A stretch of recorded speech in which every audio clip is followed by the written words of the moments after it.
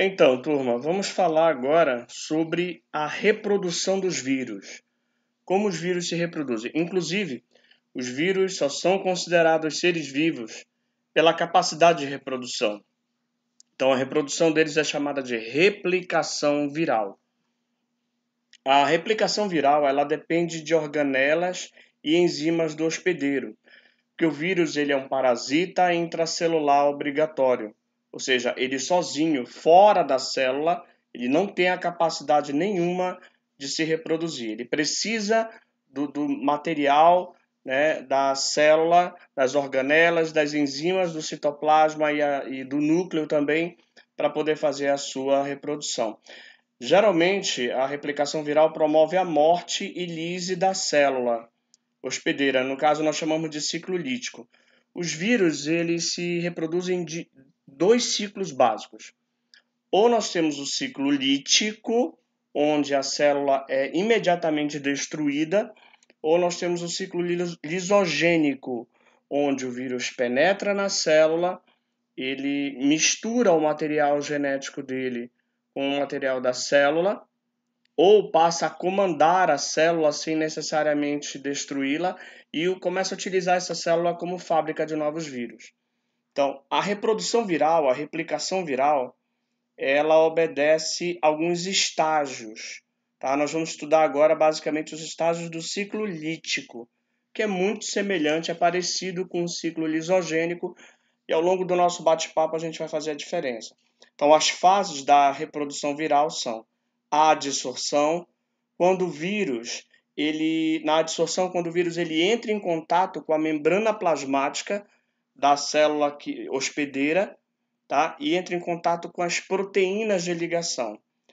A penetração, quando o vírus injeta o seu material genético para dentro da célula.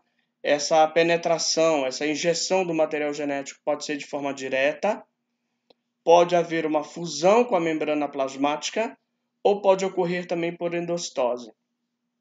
A partir do momento que o material genético do vírus esteja no citoplasma, no interior da célula, começa o processo de síntese, tá, de novos vírus, a duplicação do material genético do vírus. Depois ocorre a montagem, onde ele fabrica outros capsídeos, como nós já estudamos. O vírus ele é formado por uma cápsula proteica chamada capsídeo. Então, dentro da célula vai ocorrer a montagem desse capsídeo e, posteriormente, a liberação de milhares de novos vírus. Vamos ver agora cada uma dessas fases. Então, aqui nós temos uma microfotografia eletrônica mostrando uma primeira fase de adsorção, ou seja, de contato dos vírus. Aqui nós temos os bacteriófagos, tá? Isso aqui vocês têm uma imagem, uma foto de uma bactéria que está sendo infectada por vários bacteriófagos. São essas figurinhas aqui, esses seres em amarelo. A imagem em amarelo são bacteriófagos. Essa primeira fase que vocês estão vendo é a adsorção, quando o vírus entra em contato com a superfície da célula. No caso de uma bactéria, ele está tendo contato aí com a parede celular, tá bom? Então, uma das formas do vírus injetar o seu material genético, depois da adsorção, vem a fase de penetração. E no caso do bacteriófago, ele vai fazer o que nós chamamos de penetração direta, com a injeção do material genético. Como que isso ocorre? O vírus, tá, vem com o seu capsídeo, e esse capsídeo entra em contato com proteínas receptoras na membrana plasmática da célula, no caso das bactérias aqui com a parede celular. Então lá nós vamos encontrar proteínas receptoras, onde o vírus vai se acoplar, essa fase de adsorção. Aqui vocês estão vendo ainda a fase de adsorção, de acoplamento do vírus com a parede celular. E aqui nós vemos que ele injeta o seu material genético para dentro do citoplasma da célula. Dessa forma aqui, essa forma de infecção é chamada de penetração direta. Tá? No caso do ciclo lítico de um bacteriófago, que é um vírus que ataca bactérias, o que nós temos? O bacteriófago ele tem essas fímbrias aqui, tá? E essas fímbrias são proteínas tá? Que vão entrar em contato com proteínas de ligação da parede celular da bactéria que será invadida. Então, aqui, uma primeira fase que nós chamamos de adsorção, quando o vírus entra em contato com a parede celular. Tá? Isso aqui é um ciclo lítico, onde a célula é imediatamente destruída. Aqui ocorre a injeção do material genético, tá? Ele injeta o material genético para dentro da célula, dentro da bactéria, no caso aqui. Aqui nós observamos uma imagem, tá? Um desenho onde ocorre a injeção do material genético. Está feito aqui esse bacteriófago injetou o material genético na bactéria, ocorre a destruição do cromossomo bacteriano. Tá? O material genético do vírus comanda a fabricação de enzimas que vão destruir, tá, o cromossomo circular aqui bacteriano. Ocorre a destruição. Daqui a pouco nós vamos para uma outra fase chamada de síntese, onde o material genético do vírus ele é duplicado milhares e milhares de vezes dentro da bactéria. Ocorre a duplicação. Depois nós temos a montagem, onde novos vírus são montados, tá? Como numa linha de montagem mesmo, de uma fábrica, semelhante a uma fábrica. Então, vários novos vírus são montados, tá? Dentro da bactéria. E no instante seguinte, a bactéria ela é rompida, ocorre a lise. Por isso é chamado de ciclo lítico.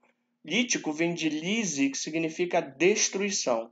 Esse ciclo todo aqui é um ciclo relativamente rápido, onde a célula é destruída e milhares de novos vírus são liberados da célula bacteriana. Tá? Nós temos aqui a replicação do ciclo lítico do bacteriófago. Aqui nesse desenho, para vocês terem uma ideia, a segunda fase, ou melhor, a terceira fase, ocorreu a adsorção, a penetração, a destruição do material genético e aqui embaixo, observem, a montagem de novos vírus. Então, essas aqui são as partes dos vírus que são montadas aqui dentro da célula bacteriana.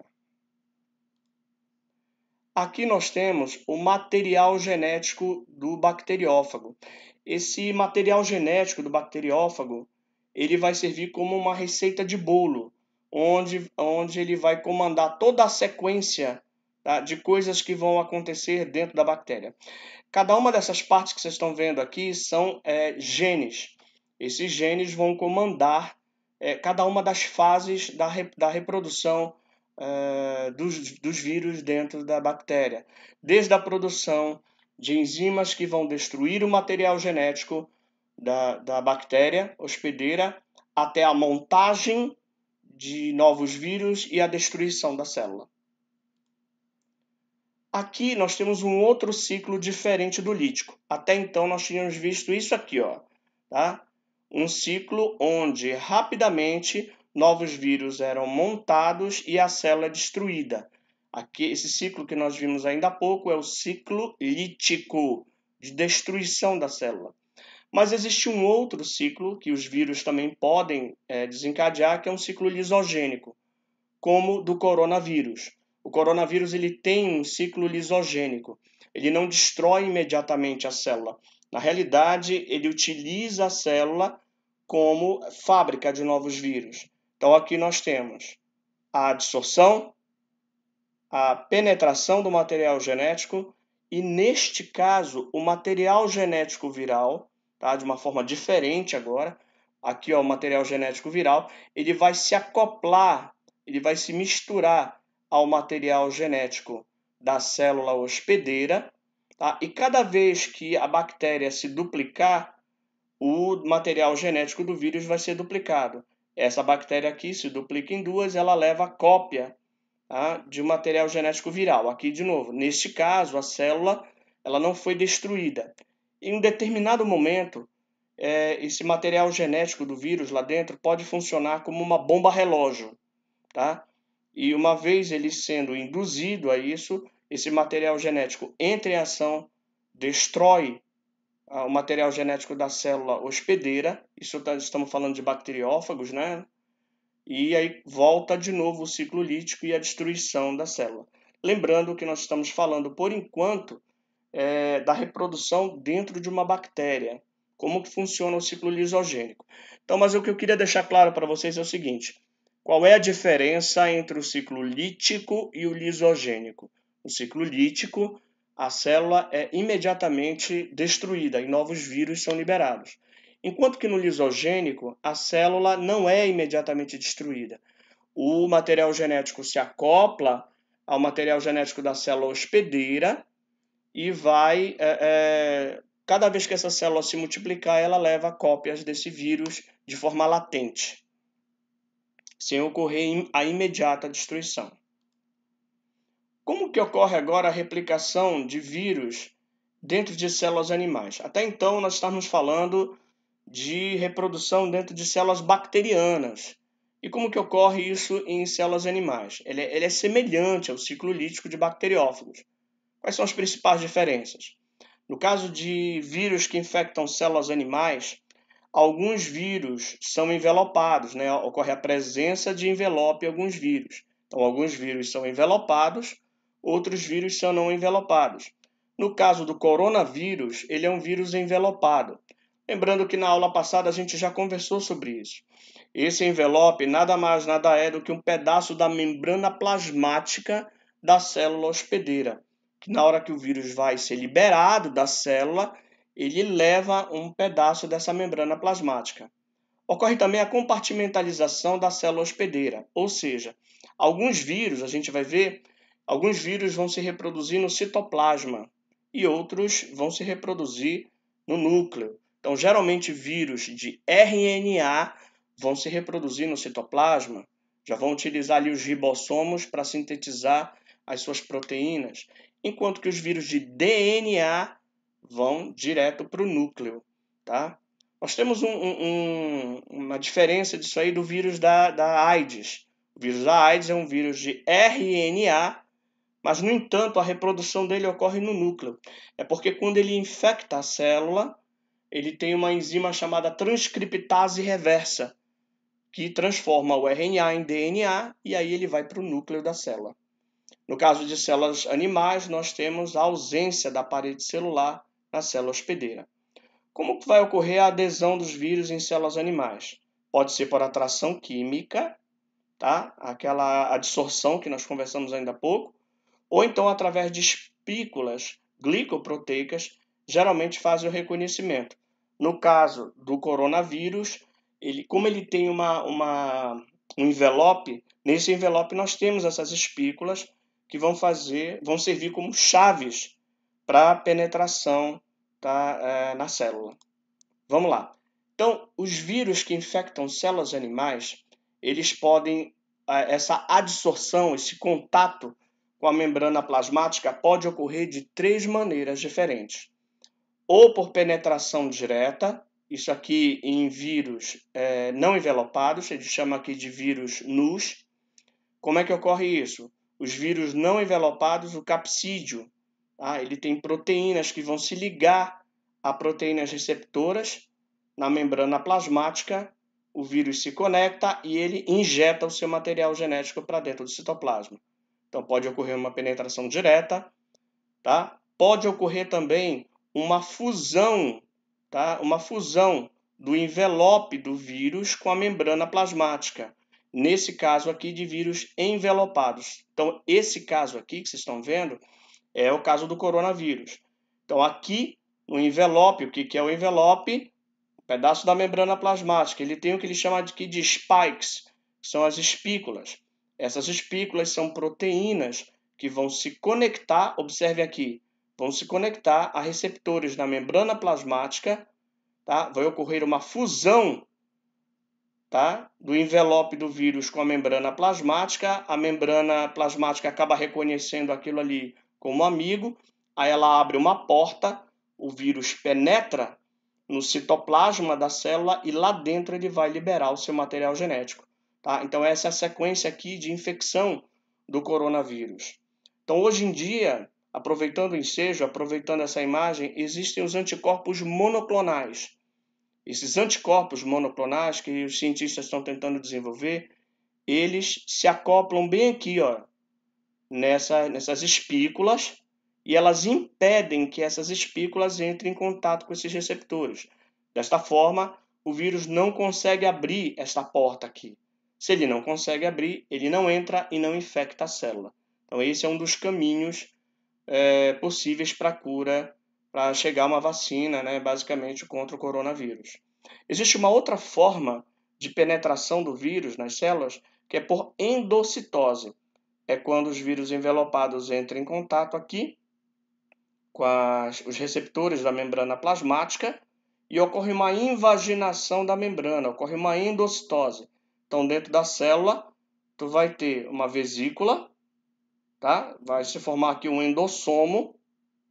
Tá? Lá dentro tu tens o envelope, o vírus envelopado. Daqui a pouco ele se conecta a essa membrana do endossomo, sai dele e do capsídeo ele libera o material genético. Então, são essas três formas que nós temos de infecção viral. Então, aqui para vocês terem uma ideia, a entrada, no caso, e desnudamento do material genético, aqui nós já conversamos, por penetração direta, o vírus entra em contato com a membrana plasmática e injeta o seu material genético. Nós temos aqui também, através da fusão com a membrana plasmática, quando um vírus envelopado, lembrando que aqui em cima é o não envelopado, quando o vírus envelopado entra em contato com os receptores da membrana plasmática e ocorre a fusão, tá, da membrana plasmática com o envelope do vírus e ele acaba injetando seu material genético, tá bom? Aqui, para vocês terem uma ideia, a gente já conversou, uma outra imagem, por fagocitose, né, quando a célula ocorre uma invaginação da membrana plasmática, também com vírus envelopados, ele forma uma vesícula interna e daqui a pouco essa vesícula libera o material genético do vírus no citoplasma. Tá bom? A síntese. A partir do momento que o vírus está dentro do citoplasma, como que o vírus vai multiplicar o seu material genético? Várias estratégias, dependendo do material genético e da localização do vírus. Como que vai ocorrer essa montagem e liberação? Como eu comentei ainda há pouco, a maioria dos vírus de DNA faz a montagem no núcleo, porque o material genético DNA do vírus vai se acoplar lá ao DNA, lá dentro do núcleo, sendo então liberada no citoplasma. A maioria dos vírus de RNA, que é o caso do coronavírus, se desenvolve no citoplasma. O coronavírus, a partir do momento que ele libera o material genético no citoplasma, o retículo endoplasmático rugoso vai ler esse RNA, vai pensar que esse RNA é um RNA mensageiro e vai começar a fabricar as proteínas virais. A quantidade de partículas é variável. No caso do coronavírus, entre 10.000 a 100.000 novos vírus de um único que infectou uma célula. A liberação pode ocorrer com ou sem lise, ou seja, com ou sem destruição da célula. Aqui, para vocês terem uma ideia, uma imagem do ciclo viral da herpes simples. O vírus ocorre a adsorção, ocorre a penetração, tá, do material genético do vírus por fusão com a membrana plasmática. O capsídeo penetra no citoplasma, o material genético é injetado lá dentro do núcleo. Isso nos leva a crer que o vírus herpes é um vírus de DNA. E a partir do momento, esse material genético dentro do núcleo se acopla ao material genético da célula e começa a comandar a produção de novos vírus. Novos vírus são liberados aqui do núcleo, eles são montados aqui no citoplasma, num retículo endoplasmático rugoso, tá? Através de uma vesícula, eles são transportados e liberados da célula. Esse ciclo aqui, como vocês podem observar, é um ciclo lisogênico, pois não há destruição da célula. Na realidade, o vírus utiliza a célula como uma fábrica de novos vírus. Aqui, para vocês terem uma ideia como é a liberação de um vírus envelopados por brotamento. É assim que acontece com o coronavírus. A partir do momento que, como ele é um vírus de RNA, ele é montado lá no citoplasma, tá? Já tem o capsídeo, o material genético dele, RNA, está lá. Ele chega perto da membrana plasmática e ocorre um brotamento, tá? Formando aqui o que nós chamamos de envelope. e novos vírus são liberados dessa forma, sem haver a destruição da célula, tá? A construção do envelope do vírus aqui por brotamento. Essas espículas aqui, elas vão servir de chaves para que o vírus infecte novas células. Aqui, uma microfotografia para vocês terem uma ideia. Observem, de um vírus por brotamento, um vírus envelopado sendo liberado da célula. É assim que o coronavírus é liberado, tá, das células. Observe aqui no desenho o DNA, o capsídeo é montado, da feita que você tem material genético, ele vem aqui, ocorre o brotamento e a liberação de um novo vírus, ok? A latência de vírus de animais. Olha, os vírus eles podem ficar fora do corpo, eles podem permanecer dormentes nas células hospedeiras por anos, tá? No caso do vírus da AIDS, no caso, sem atividades e sem sintomas ou sinais. Fora da célula também, a gente observa aqui em várias superfícies, o vírus, como o coronavírus, pode permanecer ativo durante um bom tempo. Sabe-se que em ambientes fechados, o coronavírus pode ficar vivo por muito tempo. Então é por isso que é importante a gente manter as janelas e portas abertas para que os ambientes sejam arejados. Muitos não se incorporam ao cromossomo. Então é isso, gente. Tomem cuidado. Até a próxima. Eu espero que vocês tenham entendido. Um abraço.